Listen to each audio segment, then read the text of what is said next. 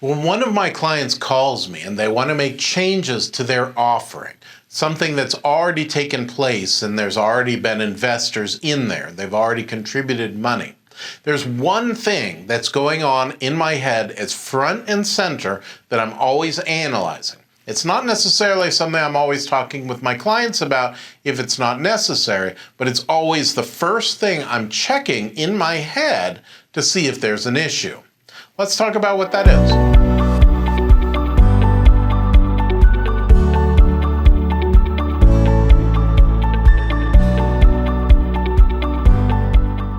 So what is that one thing? That one thing is dilution.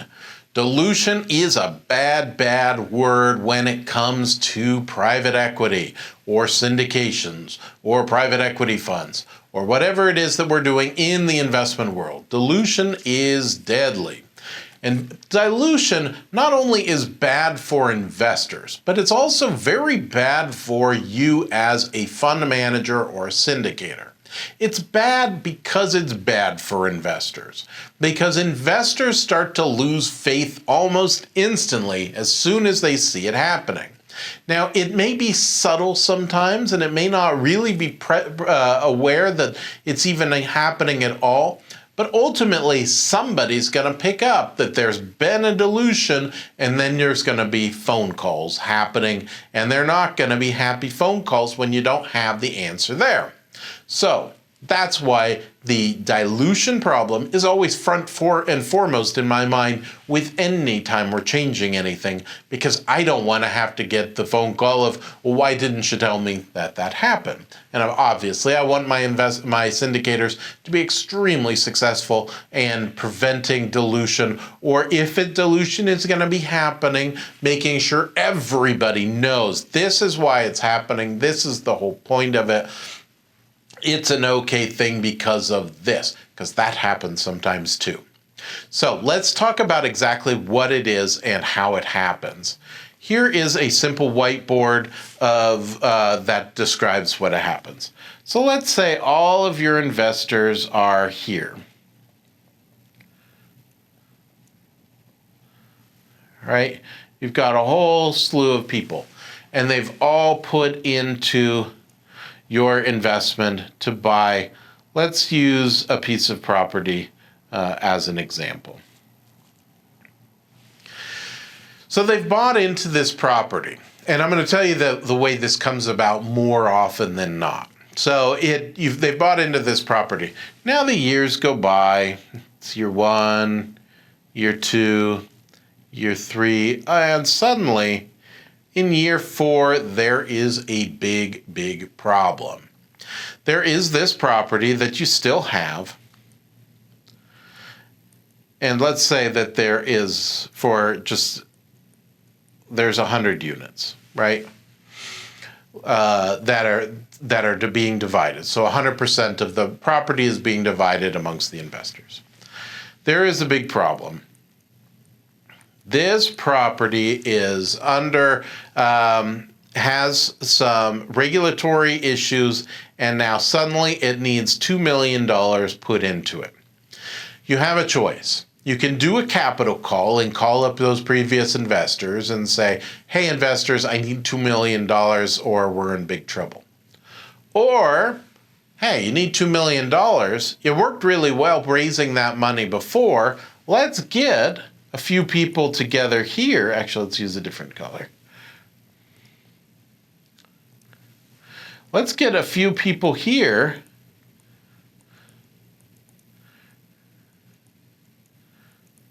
to give us $2 million.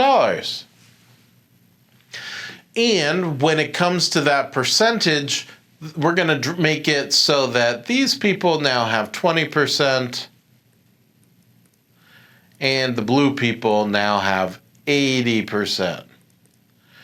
So you see how we went from 100% down to 80%? That's why we use the word dilution, because it's suddenly diluted. Their value of their property is now gone. That's the problem, and that's how it comes about. Now, there are times where dilution is a good thing.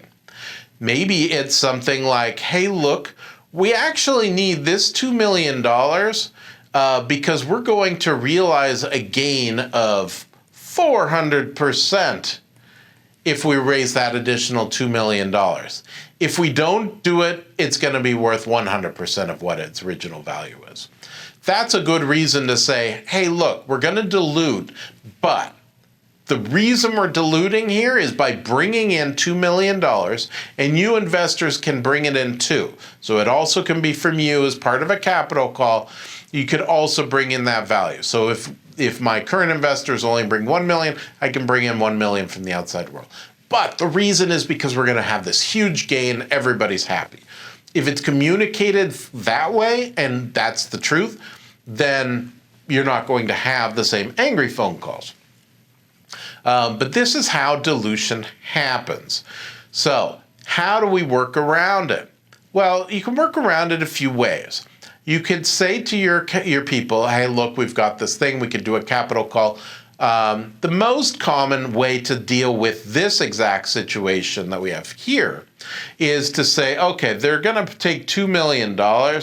We need that $2 million to be raised, but we're going to do it as debt. We can't do it any other way, and so we're going to raise it as just pure debt. And then we're going to pay that back at some rate. That way, then 100% of the equity is still owned by the blue people. There's no dilution, and we go our way.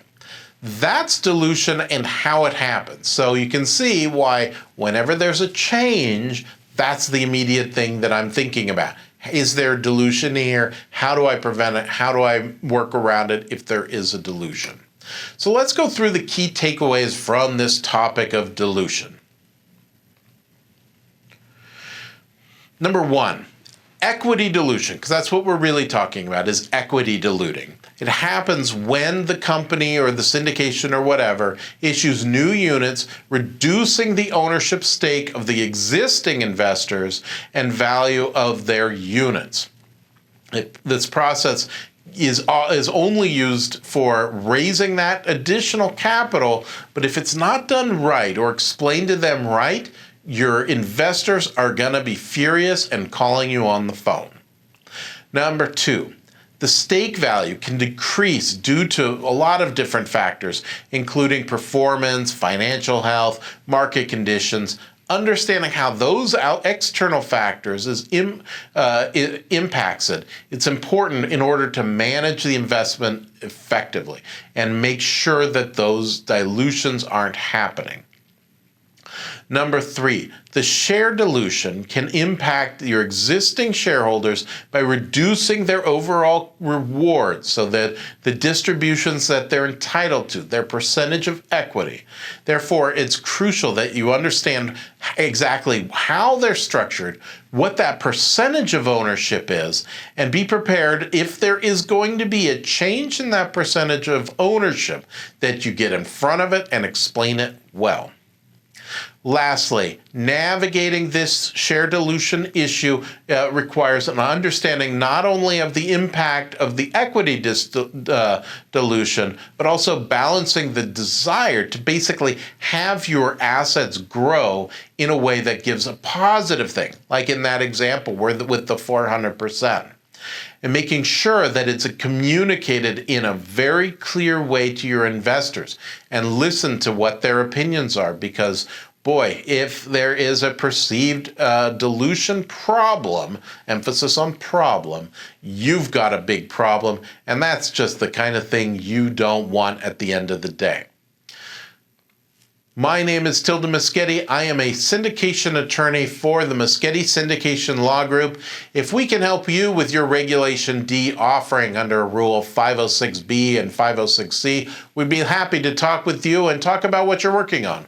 Ultimately, we want all of our syndicators and fund managers to be as successful as possible, to help them grow from where they're at today to whatever it is, whether it's a billion-dollar hedge fund like we've done for other clients, or whether it's just you want to do multiple deals for friends and family. We'd be happy to be part of your journey and can definitely show you the way.